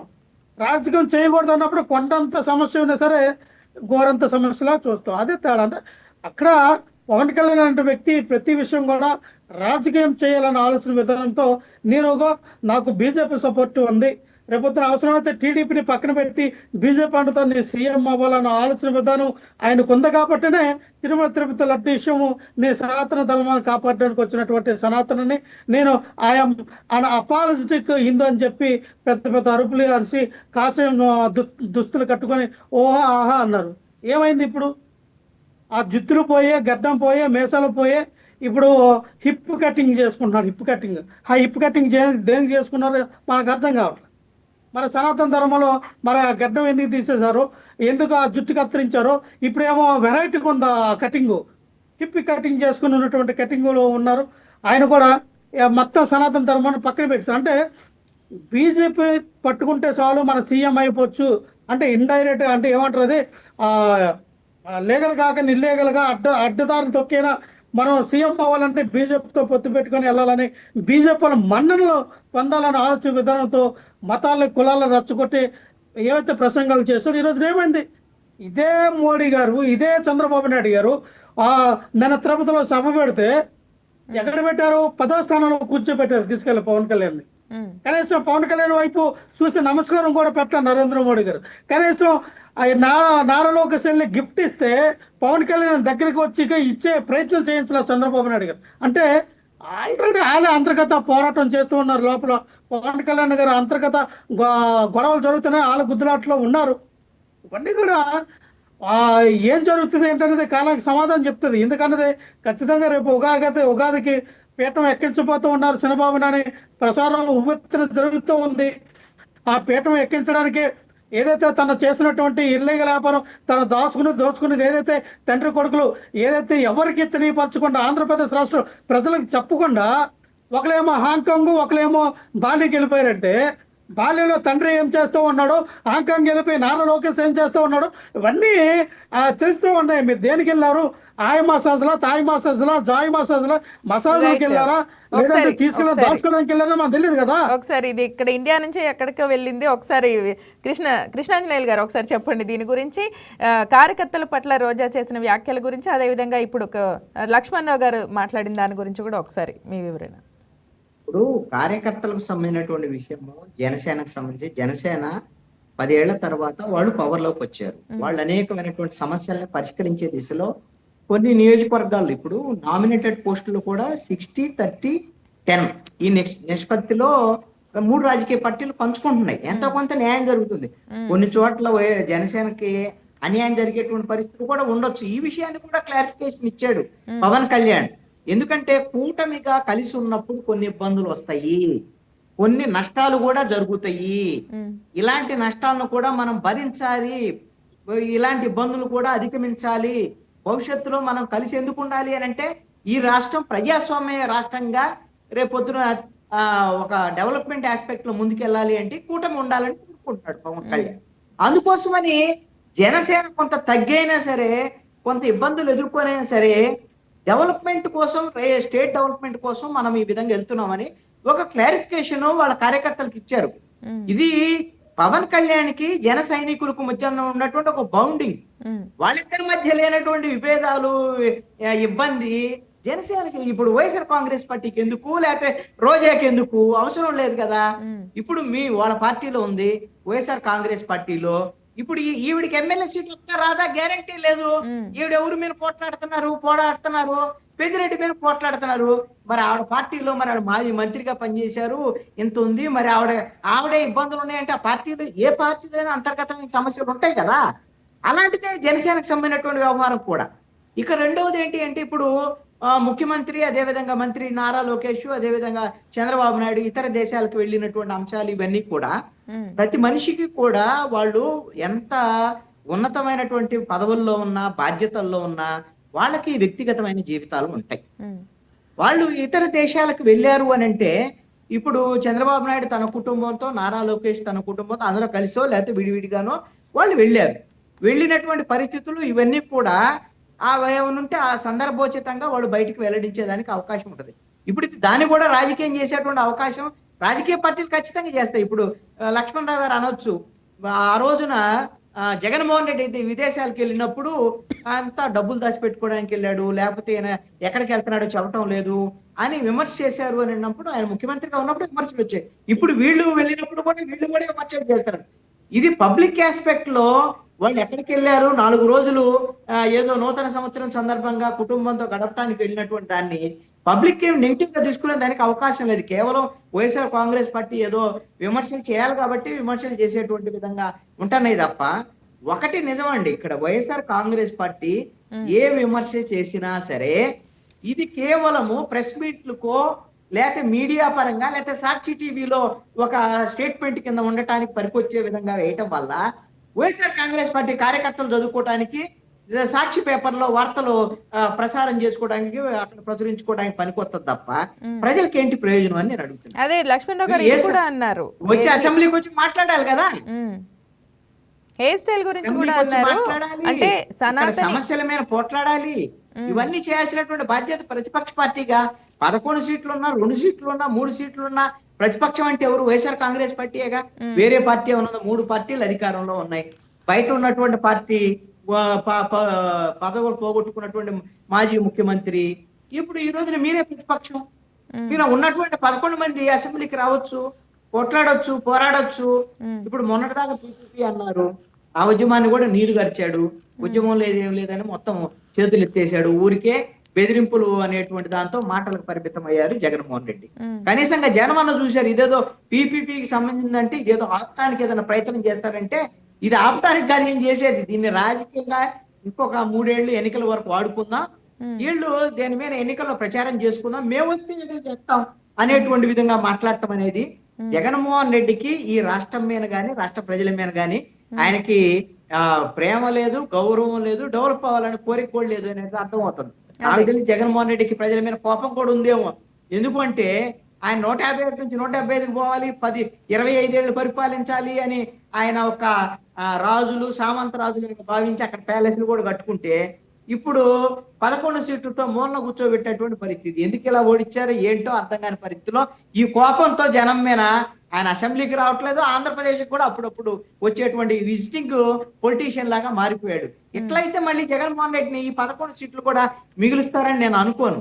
ప్రజల్లో ఉండాలి, సమస్యల్ని ప్రజల తరపు నుండి పోరాడాలి, అసెంబ్లీకి రావాలి. అన్ని చోట్ల ప్రజల తరపు నుంటే పోనీలే తప్పు చేశాడు, ఇప్పుడేదో మరి మా తరపున మాట్లాడుతున్నాడు కదా అని జగన్మోహన్ రెడ్డి వైపు చూసేదానికి అవకాశం ఉంటుంది. ఆ విధంగా నిజమైనటువంటి సమీక్ష జగన్మోహన్ రెడ్డి వైపు నుంచి జరగదు. రైట్. లక్ష్మణ గారు, ఒకసారి రోజా గారు వ్యాఖ్యలు చూసుకుంటే, జబర్దస్త్ ఆర్టిస్టులు అందరూ వచ్చారు, ఫ్యామిలీ మెంబర్స్ వచ్చి ప్రచారం చేశాడు, పవర్ స్టార్ అయితే ఒక్కడే రావాలి కానీ అని వ్యాఖ్యానించడం జరిగింది. వాళ్ళ అభిమానంతో వచ్చిన దాన్ని ఈ విధంగా వక్రీకరించి మాట్లాడటం, ఫ్యామిలీ మెంబర్స్ సొంత వ్యక్తి పోటీలో ఉన్నప్పుడు ఖచ్చితంగా వాళ్ళు సపోర్ట్ చేయడం అనేది ఎక్కడైనా జరిగేది. అలాంటప్పుడు దాన్ని కూడా ఈ విధంగా వక్రీకరించి మాట్లాడటం అనేది కరెక్ట్ అంటారు? ఇక్కడ వక్రీకరించడం అంటేటమ్మా, ఆ రోజున అంత బాధ్యతగా వచ్చి జబర్దస్త్ నుంచి వచ్చినటువంటి కొంతమంది సీరియల్లో యాక్టింగ్ చేసినటువంటి వ్యక్తులు వచ్చి అంత బాధ్యతగా పవన్ కళ్యాణ్ గెలాలని, జనసేన పార్టీ గెలాలని, కూటమి గెలాలని ఆ రోజున మీ ప్రసారం చేసిన వాళ్ళందరూ కూడా ఈ రోజున మీరు ఎక్కడ దాక్కున్నారు? రాష్ట్రంలో ఇంత అవినీతి జరుగుతూ ఉంది, ఆడపిల్లలకు రక్షణ లేదు, డెవలప్మెంట్ లేదు, నిరుద్యోగులకు ఉద్యోగాలు లేదు, రైతుల కష్టాలు చూస్తే ఇలా ఉన్నాయి అన రాష్ట్రం అనేది దాదాపుగా 20-30 సంవత్సరాలు ఇంకా వెనక్కి వెళ్ళిపోయే పరిస్థితిలో ఉంది. ఆల్రెడీ అయిపోయింది కూడా.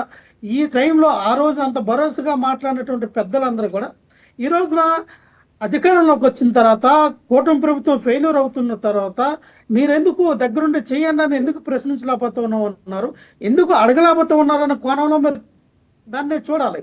అంతేగాని వ్యంగ్యంగా వాళ్ళ గురించి మాట్లాడారు, జబర్దస్త్ ఆర్టిస్టులు వచ్చి ఇలాగన్నారు అలాగన్నారు అంటే ఒకటండి మహేష్ గారు, మనము ఏ కోణాన్నైనా తీసుకునే విధానంలో 2-3 కోణాలు ఉంటాయి.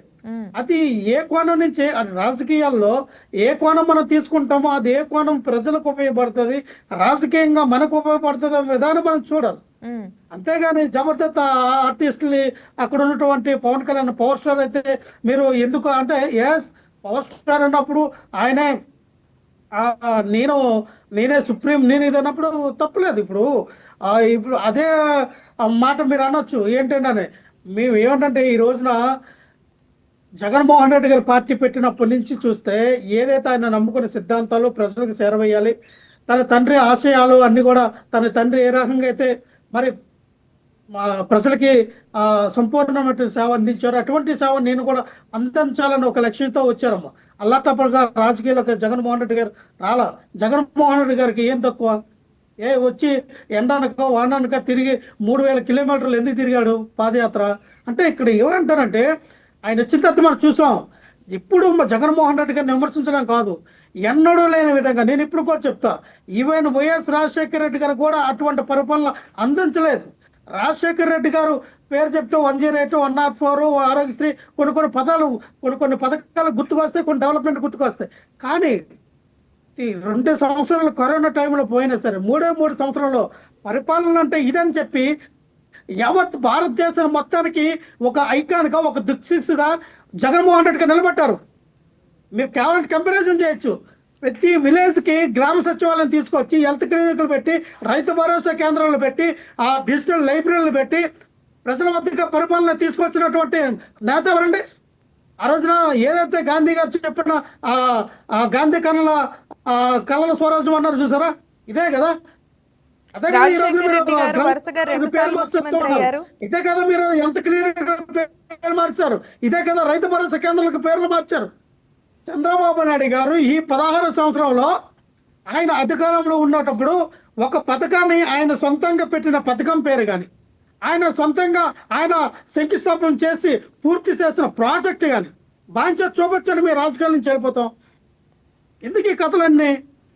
రాజశేఖర రెడ్డి గారు వరుసగా 2 సార్లు అంటే మేము వెంటనే అంటే ఎవరికో పుట్టిన పిల్లలు మా పిల్లలు అని చెప్పుకోవడం, ఎవరో కనిపెట్టింది నేనే కనిపెట్టానని చెప్పుకోవడం, నేనే ఫోన్ కనిపెట్టా, నేనే కంప్యూటర్ కనిపెట్టా, నేనే గూగుల్ డాటాను తీసుకొచ్చాను, నేనే భోగపురం ఎయిర్పోర్ట్ కట్టాను, నేనే మరి అన్ని కట్టినప్పుడు అమరావతిని ఎందుకు కట్టగలపోతున్నావు? అన్ని కట్టినప్పుడు అమరావతిని ఎందుకు ఇంకా దయనీయ స్థితిలో ఉంచావు? ఏటీఎం కార్డులో ఎందుకు వాడుతూ ఉన్నావు? ఎందుకు పోలవరాన్ని ఏటీఎం కార్డులో వాడుతూ ఉన్నావు? రైట్, ఒకసారి కృష్ణాంజలి గారు చెప్పండి. మరి రాజశేఖర రెడ్డి గారు ఒకసారి ముఖ్యమంత్రి అయిన తర్వాత 2 సార్లు వరుసగా ముఖ్యమంత్రి అయ్యారు, పరిపాలన బట్టి అని చూద్దాము. మరి అది ఆ కంపారిజన్ చూస్తే రాజశేఖర రెడ్డి గారి కన్నా బాగా ఉన్న జగన్మోహన్ రెడ్డి పరిపాలన బట్టి చూస్తే మరి ఎందుకు అది ఆ సీట్లు పడిపోవడం, అది జనాలు మరి అప్పుడు వాళ్ళ అవగాహన ఏమైపోయింది అంటారు? నేను అదే చెప్తాను, జనాలు ఎక్కడికి వెళ్ళా, ఈవెన్ మీ ఓకే టీవీ ఛానల్ ఇప్పుడు కూడా ఉన్నారు కదా, మీ యొక్క స్ట్రింగ్ ఎవరైతే 175 నియోజకవర్గాలు ఉన్నటువంటి స్ట్రింగ్ రిపోర్టర్స్ ఎవరైతే స్ట్రింగర్స్ ఉంటారో వాళ్ళందరూ కూడా మీ యొక్క మైక్లు పట్టుకొని ప్రతి ఒక్క నియోజకవర్గం ప్రజల దగ్గరికి వెళ్ళి మైక్ మీరు జెన్యున్ గా ఏమంటారు అదే 1-to-1 చేయించండి. ప్రజల దగ్గరికి వెళ్ళి గ్రామ సభలు పెట్టి, గ్రామ సభలో మీ మైక్ పెట్టి అడగండి మీరు ఓట్లు ఎవరికి వేస్తారని చెప్తారు. జెన్యున్ గా అంటే మేము టీడీపీకి టీడీపీకి వేస్తారు, ఎందుకంటే ప్రతిపక్ష పార్టీ కూటమి పార్టీలు కూడా వేస్తారు. కానీ అత్యధిక ఓటింగ్ వేసింది, అధికారంలోకి రావాలి జగన్మోహన్ రెడ్డి గారే మళ్ళీ 2సారి సీఎం అవ్వాలి అని ఓట్లు వేసిన శాతం ఎక్కువ. ఎక్కడికి వెళ్ళదన్న సార్ మేము ఓట్లు వేసాం, మా ఓట్లు ఏమైనాయి? ఈయనకి వెళ్ళడం ఏంటంటే ముక్కుమోహన్ తెలియని వాళ్ళు గెలిచిపోయారు. నాకు అర్థం కావట్లా. ఎవరండి ఎగ్జాంపుల్ ఎక్కడ ఎంతవరకు వద్దండి? చీపురుపల్లి నియోజకవర్గం బొత్స సత్యనారాయణ గారు ఒక ఐకాన్, ఒక బ్రాండ్, కళ్ళు మూసుకుని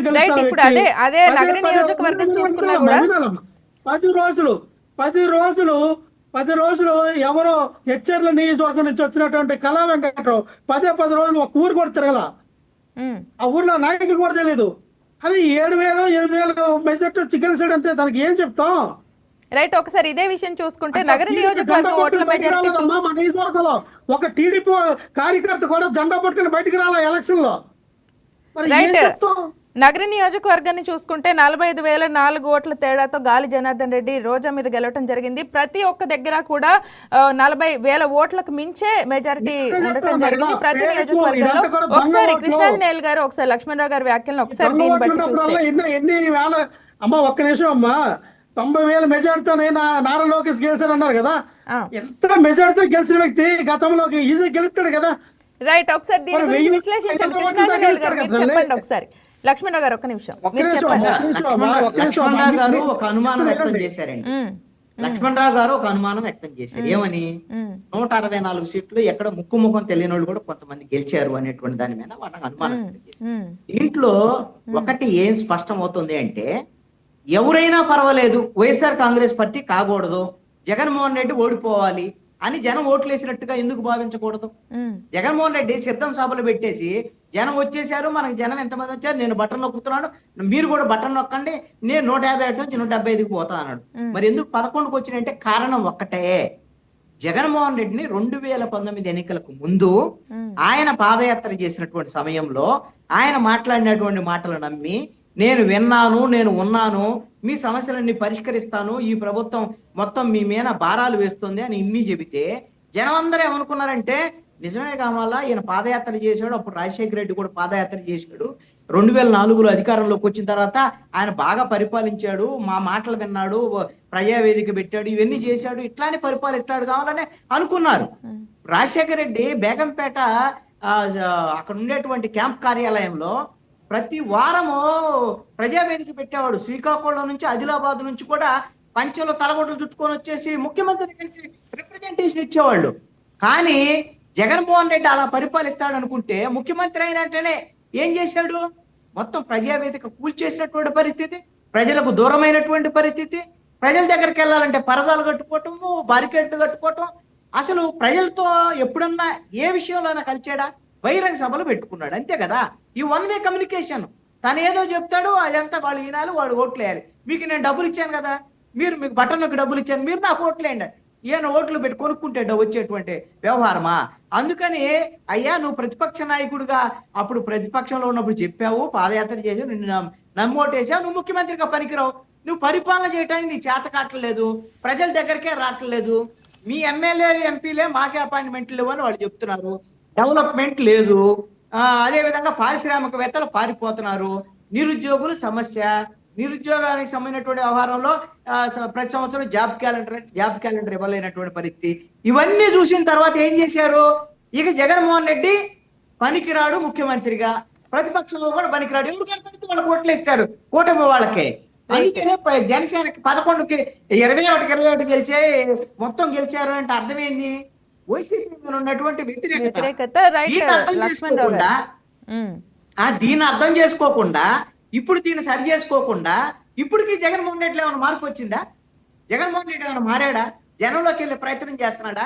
ఎన్నిసార్లు ప్రకటన చేశాడు, జనంలోకి వెళ్తున్నాం, మేము పార్లమెంటు నియోజకవర్గాల వారిగా మీటింగులు పెడతాం, వారంలో 2 రోజులు అక్కడే ఉంటాడు, నిద్ర కూడా చేస్తాడు, కార్యకర్తలతో మాట్లాడతాడు అని చెప్పి చెప్తున్నాడు. ఎక్కడ కార్యకర్తల్లో, ఎక్కడ జనమో, ఇది ఎవరి గురించి పట్టించుకుంటున్నాడు జగన్మోహన్ రెడ్డి? ఏ సమస్య మీద పోరాటం చేశాడు ఈ సంవత్సరం 9 నెలల్లో? ఏమైనా ఉందా? ఆ రైతులకు సంబంధించి 4 ర్యాలీలు చేశాడు, అవి తప్ప అన్ని జైలు యాత్రలే కదా. జగన్మోహన్ రెడ్డి జైలు యాత్రలకి రికార్డు సృష్టించేటట్టు ఉన్నాడు. మరి ఎందుకు జగన్మోహన్ రెడ్డిని మళ్ళీ పరిశీలించేదానికి అవకాశం ఉంటది? మళ్ళీ ఎలా మీరు అన్నట్టు ప్రతి అంశాన్ని కూడా వేరే వేరే కోణాల్లో చూడొచ్చు అని మీరు చెప్పారు. మరి జనం కోణం ఇది అని మీరు యాక్సెప్ట్ చేస్తారా? ఇప్పుడు కృష్ణాంజలి గారు అన్ని విధానాలు మనం చూస్తే జనాలు ఎందుకు జగన్మోహన్ రెడ్డి గారు పరిపాలన బాగోలేదు, ఈయనే రావాలన్న ఆలోచన విధానం ఆయన చెప్పుకుంటారు. ఎందుకంటే ఆయన వ్యక్తిగత ఆయన విశ్లేషణలో ఆయనకు అలాగ అర్థమైంది అని చెప్పాడు.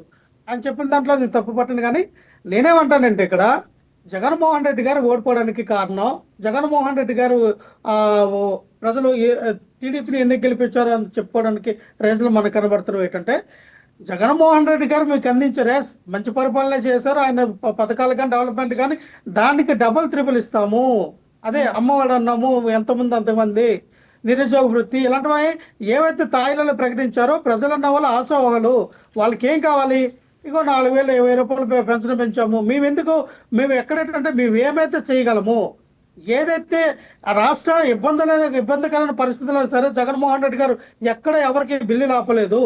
సో అందుకనే ఏదైతే అలగగానే హామీలు ఇచ్చి అవలగానే హామీలు చెప్పి ప్రజలకు మోసం చేయడం కన్నా మనం ఏదైతే చేయగలమో, మనం ఏదైతే పరిపాలన అందించామో దాని మీద మరి ఇంకా 10% 20% ఇవ్వగలమని చెప్పాం. వీళ్ళేమన్నారు 200 300 500 మేము జగన్మోహన్ రెడ్డి కన్నా డబుల్ త్రిబుల్ అని చెప్పారు. ప్రజలు సార్ ఎక్కడైనా కొడతానంటే భయపడతారు, పెడతానంటే ఆశపడతారు సమస్య ప్రజలు. ఎస్, ఆ రకంగా మేమైతే భావిస్తున్నాం. జగన్మోహన్ రెడ్డి గారు ఆ రోజు కూడా అబద్ధం ఆడి నేను కూడా టీడీపీల కన్నా నేను అన్ని డబుల్ త్రిబుల్ అని ఆ రోజున ఉంటే 175కి 175 వైనాట్ ఎందుకు రావు? ఖచ్చితంగా వస్తాయి కదా. మా నాయకుడు అందుకనే అబద్ధం ఆడటం చేత కాలేదు, మా నాయకుడికి మోసం చేయడం చేత కాలేదు, మా నాయకుడికి అవినీతి చేయడం మా చేత కాలేదు, మా నాయకుడికి ఇటువంటి కళ్ళబోల మాటలు చెప్పడంలో చేత కాలేదు, ఇటువంటి మోసపూరితమైన హామీలు ఇవ్వడంలో చేత కాలేదు, ప్రజలను మభ్యపెట్టడం చేత కాలేదు, ఇటువంటి విమర్శలకి ప్రతిదాడి చేయడం చేత కాలేదు. కాబట్టి ఈ రోజున ప్రతి ఒక్కరు మాట్లాడతారు. రైట్, దీని గురించి ఇదే ఈ ఫ్రస్ట్రేషన్ తోనే కేవలం రోజా గారు ఈ విధంగా మాట్లాడారు అని చెప్పి భావించవచ్చా? చెప్పండి కృష్ణాంజలి గారు, చెప్పి కంక్లూడ్ చేయండి. ఇప్పుడు అబద్ధాలు మాట్లాడటం రాలేదని చెప్తున్నారు లక్ష్మణరావు గారు. ఇప్పుడు సిపిఎస్ రద్దు అని మాట్లాడింది జగన్మోహన్ రెడ్డిగా. తర్వాత ఏం చేశాడు? పోనీ దశల వారీ మద్య నిషేధం అన్నాడు, మరి మద్య నిషేధం జరిగిందా? అంటే మనం ఏదైనా చెప్పినా గానీ అప్పుడు అతికినట్టు ఉండాలి, అబద్ధపడినా సరే. ఆ విధంగా అవినీతి చేయటం కూడా చేతకాలేదట జగన్మోహన్ రెడ్డి. ఇది మరీ ఆశ్చర్యకరమైన విషయం, ఇది మరీ నవ్వు తెప్పించేటువంటి విషయం. ఎందుకంటే అసలు జగన్మోహన్ రెడ్డి రాజకీయ పుట్టుకే అవినీతి పునాదుల మీద ఉంది అనేది నిజం. అది ఎంత అనేది సెకండరీ. ఇప్పుడు వాళ్ళ నాన్న ముఖ్యమంత్రిగా ఉన్నప్పుడే క్విట్ ప్రోకో ద్వారాగా వేల కోట్ల రూపాయలు సంపాదించి ఆ డబ్బులతో వాళ్ళ నాన్న చనిపోయిన తర్వాత దాని సింపతిని అడ్డం పెట్టుకొని వైఎస్ఆర్ కాంగ్రెస్ పార్టీని పెట్టి ఇప్పుడు అధికారంలోకి వచ్చి మీరు ఎన్ని అవినీతి ఆరోపణలు ఎదుర్కొన్నారు ఇదంతా కూడా తెలిసిందే.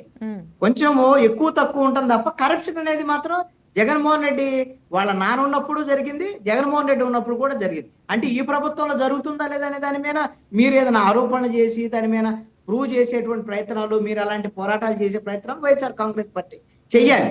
అందుకని వైఎస్ఆర్ కాంగ్రెస్ పార్టీని ప్రజలు జగన్మోహన్ రెడ్డి విషయంలో కరప్షన్ జరిగిందని నమ్మారు, ఇచ్చిన మాటను అమలు చేయలేదనేటువంటి విషయం మీద తిరస్కరించారు. అదే విధంగా జాబ్ క్యాలెండర్ పేరుతో మోసం చేశాడని నిరుద్యోగులు ఫీల్ అయ్యారు.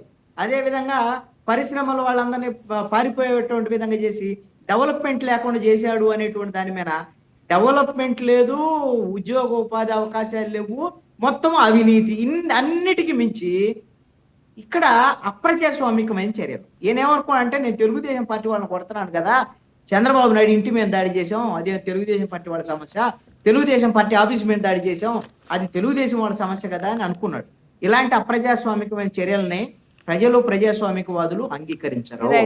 అందుకని ఈ విధమైనటువంటి చర్యల వల్ల జగన్మోహన్ రెడ్డి ఓడిపోయాడు. ఇప్పటికైనా సమీక్ష చేసుకోవాలి, భవిష్యత్తులో ఇలాంటి జరగవని హామీ ఇవ్వాలి. కానీ ఇప్పటికీ జగన్మోహన్ రెడ్డి ఏం చదువుతున్నాడు, మేము అధికారంలోకి వస్తే రప్ప అని వాళ్ళ కార్యకర్తలు అన్నారు, ఏనేమో జైలుకు పంపిస్తాను అని చెప్పేసి పారిశ్రామికవేత్తలకి హెచ్చరికలు చేస్తున్నాడు. కాబట్టి మళ్ళీ జగన్మోహన్ రెడ్డి వస్తే ఎలా అనేటువంటి ఆందోళన కలిగించేటువంటి విధంగా వైఎస్ఆర్ కాంగ్రెస్ పార్టీకి మైనస్ అయ్యేటువంటి విధంగా ఉన్నాయి ఈ వ్యవహారం. ఇప్పుడు రైట్ లక్ష్మణరావు గారు, ఇప్పుడు దీని గురించే ఒకసారి మీరు కూడా కంక్లూడ్ చేయండి. రోజా గారి వ్యాఖ్యలు పార్టీకి నష్టం కలిగించే విధంగానే ఉన్నాయని భావించవచ్చు. ఒకసారి దీని గురించి కంక్లూడ్ చేయండి.